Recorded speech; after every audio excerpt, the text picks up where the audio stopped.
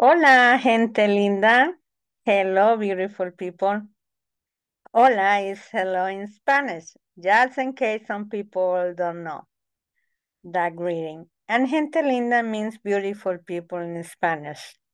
I am Nelly Z, and my goal for my YouTube channel is to study the topics for the licensed clinical social worker exam together and share this material with someone who may need it. First, I would like to share a quote to continue to be inspired and motivated to carry on with this journey. We started to study Erik's theory and we will continue in this video. Here is a link to the article that we are reviewing, and it is from Very Well Mind. And I will post the link to the article under the video for your review at your convenience. Finally, thank you for taking the time to listen to this video. And if you would like to receive a notification when I upload a video, please subscribe and don't forget to like this video so we can all maximize the gift of the technology of this time. And I also get motivated and inspired to get with this crazy idea of studying together the topics for the LCSW exam. Adios, mi gente linda, and many blessings. And here is the quote that I would like to share with you. Just because it's taking time doesn't mean it's not happening. From the man. Again, just because it's taking time doesn't mean it is not happening. Beautiful quote. We're gonna go now to Mr. Google and we're gonna go to the article. And I think we should review the similarity that Freud and Erikson has with the theory. So we can actually see a comparison of Freud and Erikson's theory of development. Key similarities and difference at all stages of life. Simon Freud's psychosexual theory and Erik and Erikson's psychosocial theory are two well-known theories of development. While these theories have similarities, perhaps because Freud was a mentor to Erikson, they also had some differences. For instance, like Freud, Erikson recognized the importance of the unconscious on development. He also believed that personality develops in a series of predetermined stages. Yet, Erikson's theory differs in a number of important ways. Mainly, unlike Freud's theory of psychosexual stages, Erikson's theory describes the impact of social experience across the whole lifespan. Freud's approach has fallen out of favor with many modern psychologists and researchers, but Erikson's view remains popular and relevant. Let's compare and contrast these two theories by looking at some of the key similarities and difference between Freud and Erikson and the various stages of development. Birth to 1 year. Birth to 1 year. The two theories of development both focus on the importance of early experiences, but there are notable differences between Freud's and Erikson's ideas. Freud centered on the importance of feeding, while Erikson was more concerned with how responsive caretakers are to child's needs. Freud's theory, the first stage of psychosexual development, is known as the oral stage. At this point in the development, a child's primary source of pleasure is through the mouth by sucking, eating, and tasting. Problems with this stage can result in what Freud referred to as an aura fixation. Erikson's theory is trust versus mistrust. It's the first stage in Erik Erikson's theory of psychosocial development. During this stage, children learn to either trust or mistrust their caregivers. The care of adults provide determines whether children develop a sense of trust and the world around them. Children who do not receive adequate and dependable care may develop a sense of mistrust of others and the world. So now let's go to ages 1 to 3 years. While there are numbers of differences between Erikson's and Freud's ideas, their theory both focus on how children develop a sense of independence and mastery.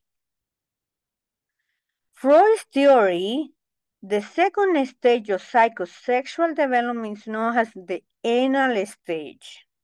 In this stage, children gain a sense of mastery and competence by controlling bladder and bowel movements. Children who succeed at this stage develop a sense of capability and productivity. Those who have problems at this stage may develop an anal fixation.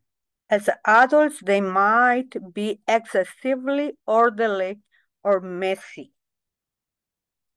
Erikson's theory is autonomy versus shame and doubt.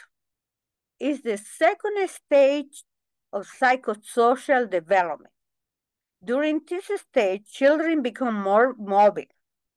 They develop self-sufficiency by controlling activities such as eating, toilet, training, and talking.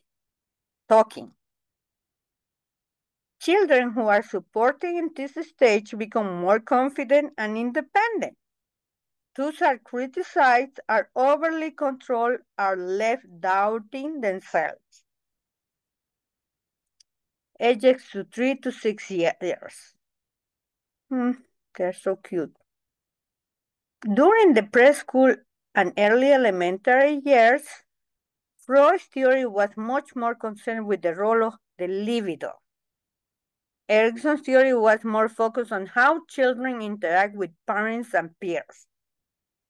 Freud's theory, the third stage of psychosexual development, is known as the phallic stage. In this stage, the libido's energy is focused on the genitals. Children become aware of their anatomical sex difference, which leads boys to experience the Oedipus complex, while girls experience the Electra complex. By the end of this stage, they begin to identify with their same-sex parent. This is according to Freud's theory. Erikson's theory, Erikson's third stage of psychosocial development is the initiative versus guilt stage. In this stage, children begin to take more control over their environment. They begin to interact with other children and develop their interpersonal skills. Those who are successful at this stage develop a sense of purpose, while those who struggle are left with feelings of guilt. Ages of 7 to 11 years. Freud believed that this age serves as a transitional period between childhood and adolescence. Erikson, on the other hand, believed that kids continue to forge a sense of independence and competence during this phase. Freud's theory, the fourth stage of psychosexual development, is known as the latent period. In this stage, libido energy is suppressed, and children focus more on other activities such as school, friends, and hobbies. Freud believed this stage was important for developing social skill and self-confidence. Erikson's theory was industry versus inferiority. It's the fourth stage of psychosocial development. Children develop a sense of competence by mastering new skills like writing, reading on their own. Kids who succeed at this stage develop pride in their accomplishments, while those who struggle may left feeling incompetent. Adolescence. Adolescents play a critical role in both Freud's and Erikson's theories of development. In both theories, teens begin to forget their own sense of identity. Oh, no, sorry, I read it wrong. In both theories, teens begin to forge their own sense of identity. I say forget, no, it's forge.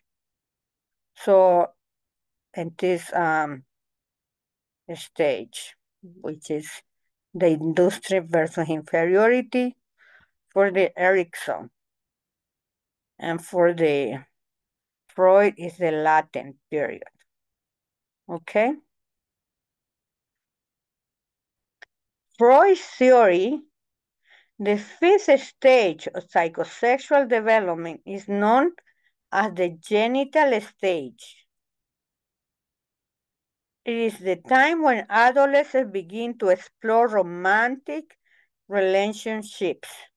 According to Freud, the goal of this stage is to develop a sense of balance between all areas of life. Those who have successfully completed the early stages are now warm, caring, and well-adjusted. Erikson theory, the fifth stage of Erikson's theory of psychosocial development, is the identity versus role confusion. Stages it occurs during adolescence from about 12 to 18 years. During this stage, adolescents develop a personal identity and a sense of self. Teens explore different roles, attitudes, and identities as they develop a sense of self. With a proper encouragement, children will emerge from this stage with a strong sense of self and what they want to accomplish. Those who struggle will remain confused who they are and their place in society. Adulthood. So, what happened in adulthood? Freud's theory focused considerably on development between birth and the teen years, while Erikson's theory extended into adulthood. Freud's theory implied that personality is largely set in stone by early childhood.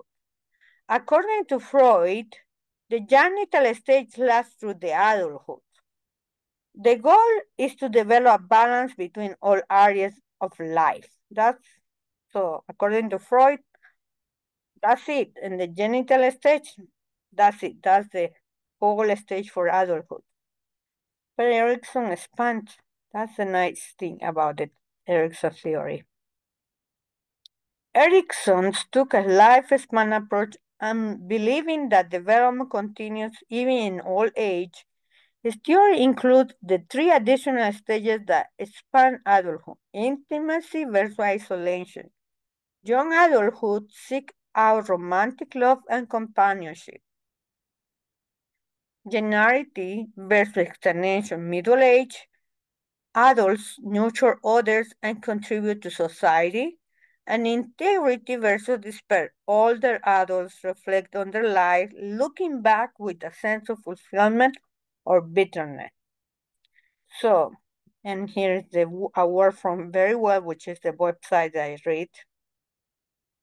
Freud's and Erikson's theory of development share a number of important similarities. Both stress the importance of social experiences and recognize the role of childhood and place in shaping adult personality.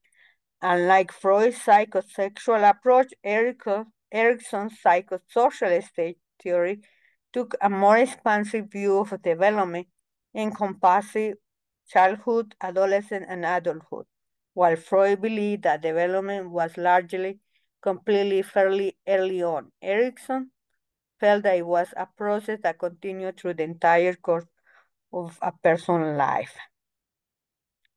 So here it is, a nice comparison for these two theories that are correspond for the exam.